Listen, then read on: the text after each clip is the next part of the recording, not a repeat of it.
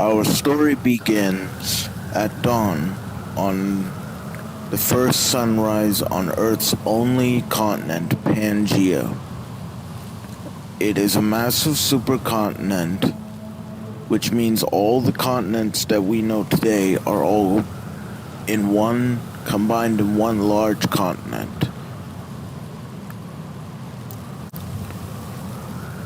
However, one downside to living on such a huge continent is the fact that only the coastlines and edge of the mountain ranges have any vegetation. In the center of the continent is a large desert that is unlike anything in the world today. It is a harsh place, which is why our journey begins on the foothills of central Pangaea in what is today Argentina. And we see a very unusual cast of characters.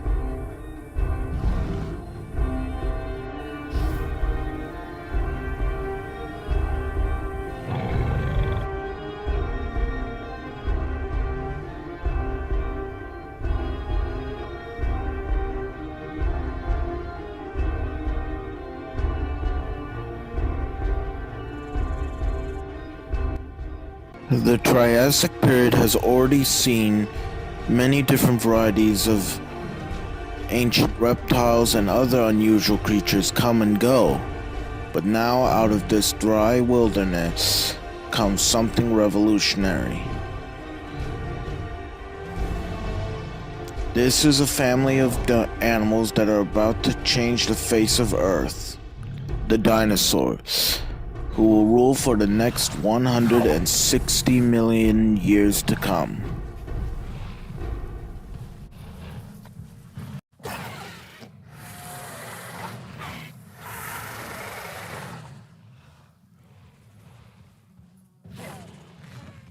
It is the end of the wet season and the beginning of the dry season.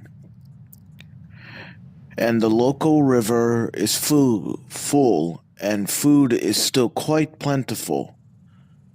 But it will not remain this lush. In another month or so, the river will dry, and it will be 9 months with no rain of any form. So animals are exploiting what little time they have left by foraging on the remains. A migrating herd of Ischigolasta have sniffed out the waterhole.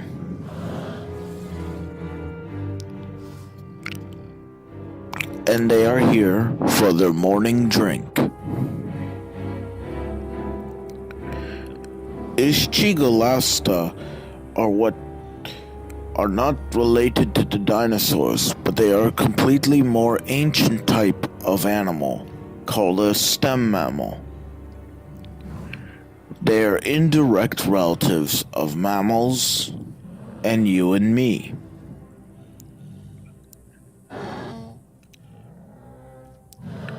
These impressive one-ton animals have been very resourceful in the last 20 million years after a catastrophic extinction that wiped out 95% of all life. However, their glory days are numbered. As the Earth recovers more and more, the environment and the roles that animals play change, and this will soon drive many dicynodonts like Ischigolasta to extinction. Already there were many different varieties of these large animals swaggering across the landscape, but now Ischigolasta is the beginning of their decline.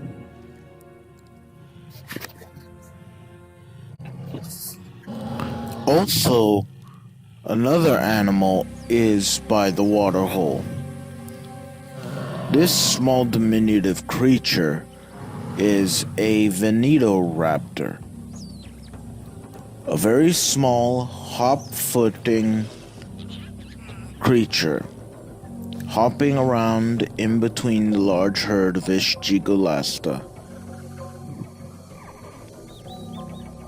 They may look like dinosaurs, but in the mid-Triassic, the world is never exactly as it seems.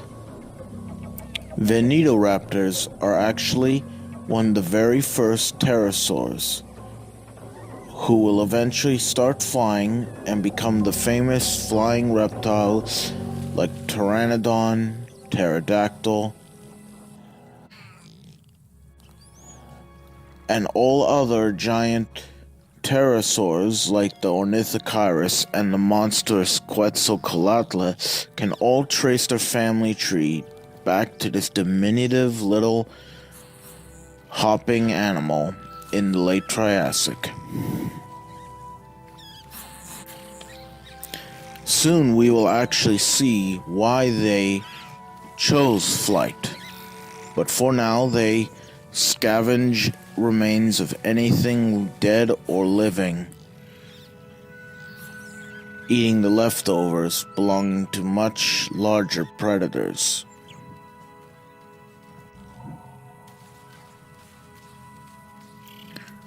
In other words, they recycle. Their role is recycling the dead remains of killed animals that larger animals waste. The herd of Ishchigolasta, once they have had their morning drink, proceed to their job when they pause their migrations. Despite their very unusual appearance that may even be frightening, Ishchigolasta are actually gentle herbivores. Their tusks are used for digging up roots. And that is exactly what their job is right now. Their priority is to eat what little vegetation is available.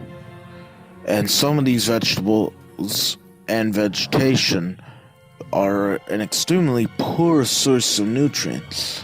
But being a large plant eater means that Ishchigolasta is able to squeeze out every inch of every ounce of nutrition from this foliage. Their large abdomens pack very powerful stomachs used for digesting hard and tough plant matter.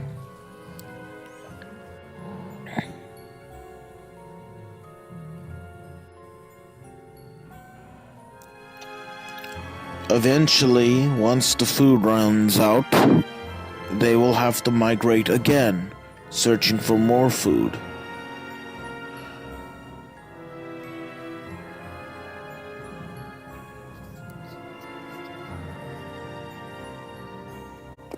Wherever a large group of plant eaters are around, there is always a large carnivore not too far away.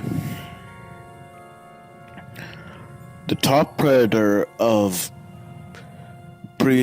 Triassic Argentina is Phaseolasuchus, a large reptile that is distantly related to dinosaurs, but is more closely ancestrally related to crocodilians. This bull Phaseolasuchus is simply resting for now, but over the dry season, his mightiness will actually prove to be one of his biggest weaknesses.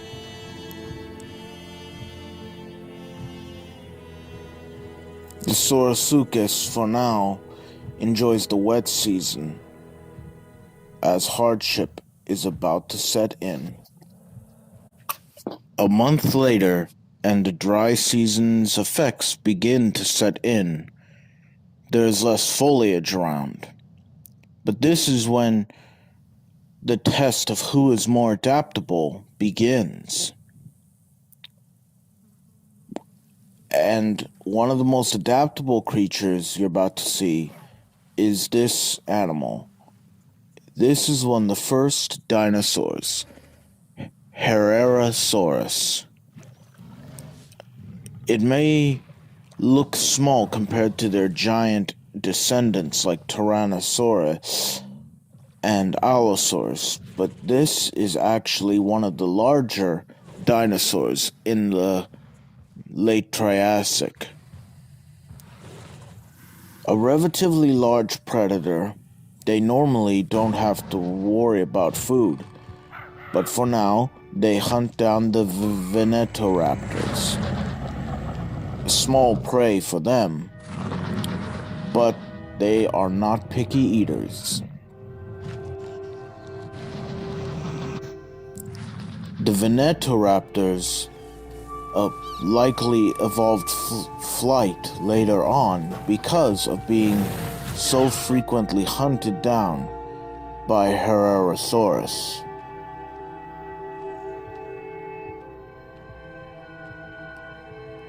Showing how quickly you have to adapt in this harsh world.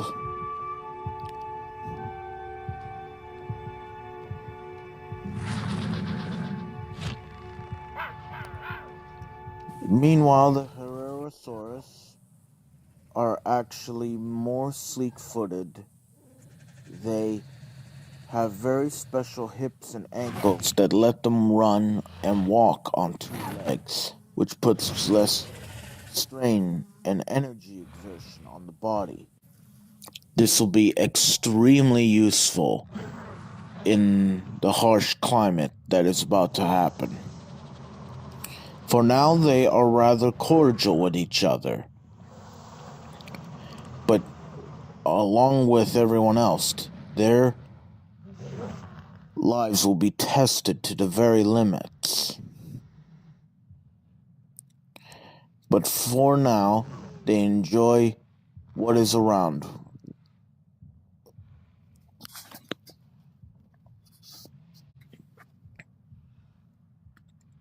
Six months later, and the drought is in full swing.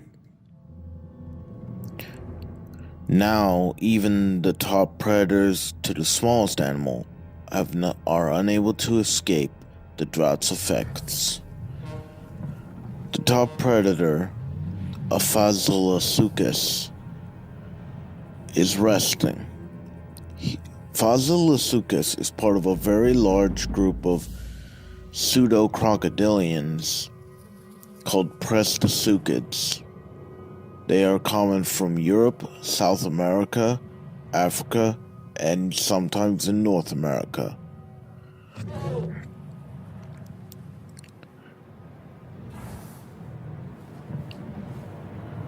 However, something is quite amiss.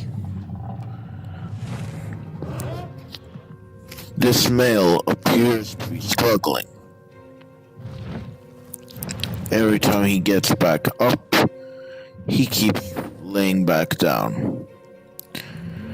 It is because he is suffering from a bone infection common in birds and reptiles called osteomyelitis, a bone infection where the bone is completely depleted of marrow.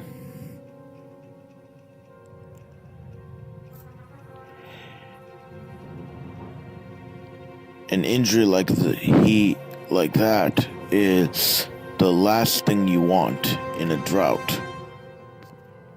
Due to this, the Aphasilasuchus male is living on very borrowed time. If he cannot heal on time and be able to hunt his usual prey, he will perish. It shows that even this is a testament to the simple fact that it doesn't matter whether you are the top predator in the region or not.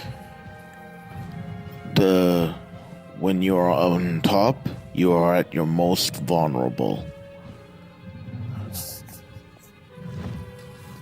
While the large predators like Aphasilasuchus feel the worst effects of a drought and are struggling, smaller creatures are able to eke out a living. These are Chinquiodon, a stem mammal. They are small animals that are actually the ancestral relatives of true mammals like you, me, the elephant, the lion, and gorilla. Due to their small size, they are able to not eat as much as larger predators, and they can live on very little water. They are also less than half a meter long, around 18 inches long. This gives them a good size to likely burrow.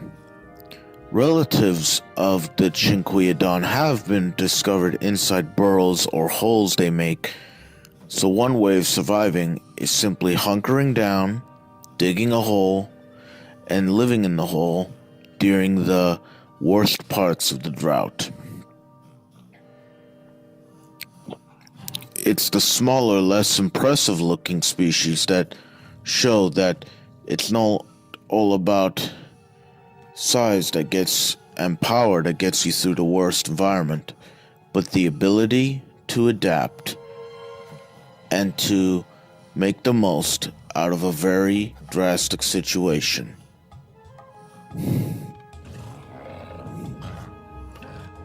Unfortunately, things are only going from bad to worse at the river.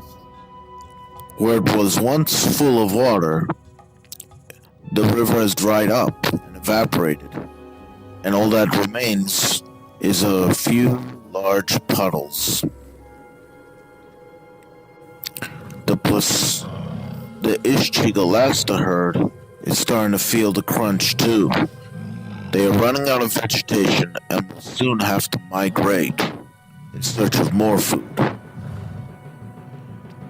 But this also causes the most unlikely encounters. The dinosaurs, who usually never fight a fully grown Ishchigalasta, are desperate for a meal.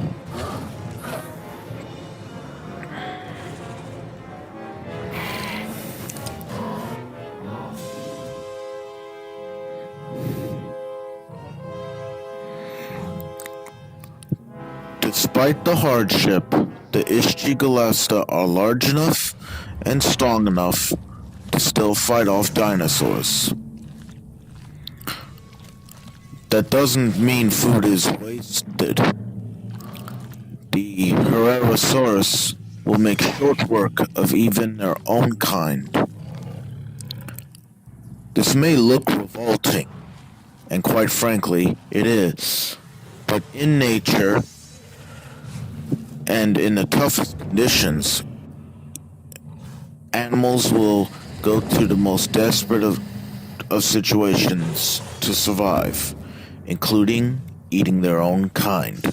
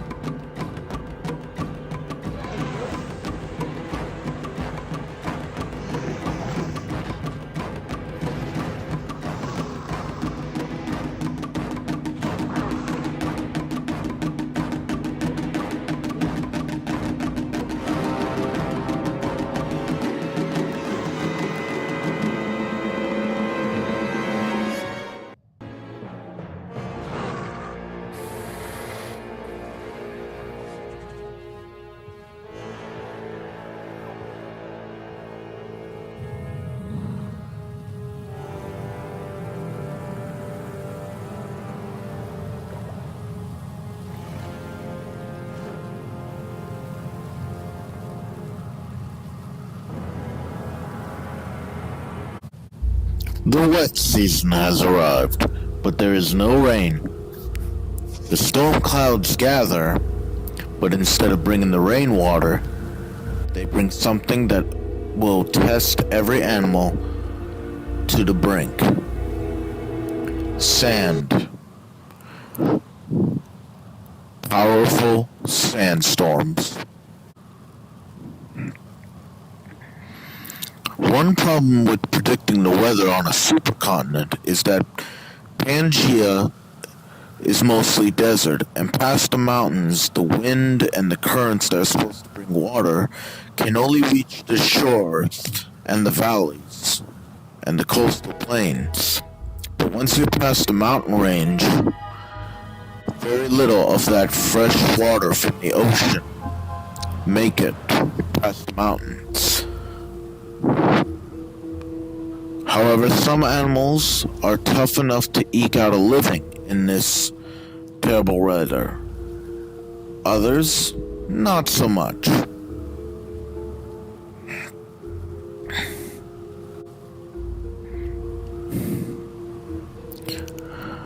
The hardy plants are also in trouble.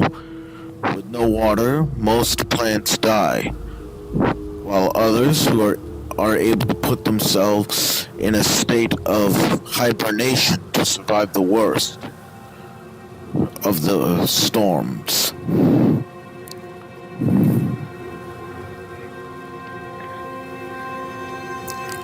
In other words,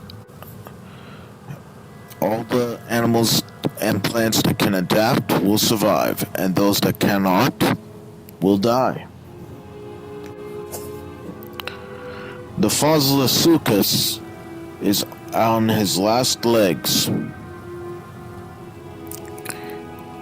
His health has declined over the last few months, with the bone infection spreading to other vital bones, and soon he will no longer be able to walk.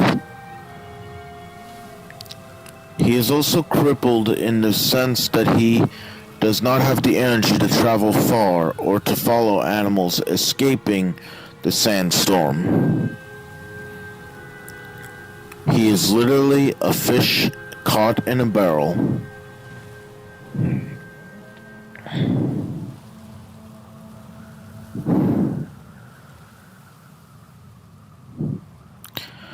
Some of the dinosaurs have not made it through either.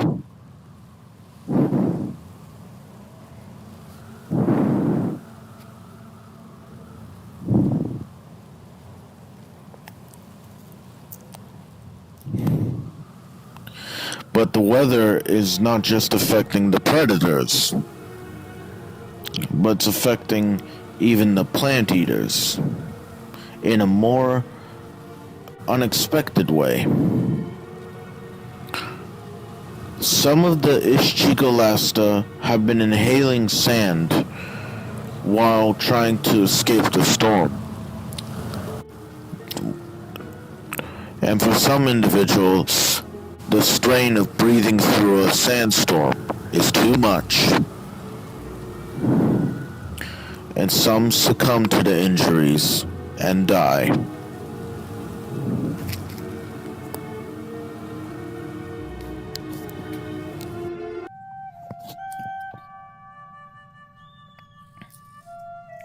Eventually, the storm goes away, and the dry season has ended. However, some animals are not so lucky. Many of the Ischigolasta herd died in the sandstorm, but those that survive will continue their journey in search of food. However, this heyday of the non-dinosaur animals will come to an end. Over the next 30 million years, the Earth will change in many ways, and the continent of Pangaea will split apart. The Dicynodonts will gradually lose their status as the top herbivores of the Triassic, and the synapsids, along with their kind, will go extinct. synapsids will go completely extinct. The Chinquiodon and other small synapsids will prevail. In fact, they will change in a very surprising way. They will evolve into the first true mammals. But that's where their achievement ends. They will have to be hiding in the age of dinosaurs for the next 160 million years. It'll be only after the dinosaurs go extinct as the dominant species on Earth. The future belongs to the dinosaurs. For the next 160 million years to come, the dinosaurs will rule the Earth as the dominant land species, and their relatives will also fly, and other reptiles will go in the oceans. That is why the rest of the Mesozoic will be known as the Age of Reptiles, and this is the very beginning of their story. In 30 million years, the Earth will suffer another mass extinction, wiping out thousands of species, but the dinosaurs will inherit the Earth. There is another group of animals that appeared that dominated the dinosaurs' world, the marine reptile, and in the next episode, we will just see how spectacular they were.